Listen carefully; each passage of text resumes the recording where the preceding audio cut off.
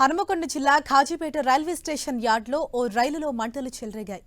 రిపేర్ల కోసం నిలిపిన రైలు బోగి నుంచి భారీగా మంటలు పొగ వ్యాపించాయి. ఫైర్ ఇంజన్ల సాయంతో మంటలు అదుపులోకి తెస్తున్నారు. ప్రాణాపాయం లేకపోవడంతో అధికారులు ఊపిరి పీల్చుకున్నారు. ప్రమాదంపై విచారణ చేస్తున్నారు పోలీసులు.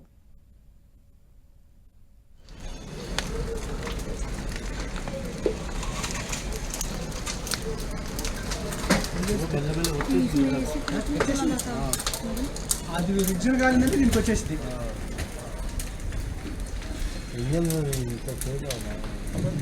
ఇంజన్ పెట్టడానికి ఇచ్చేది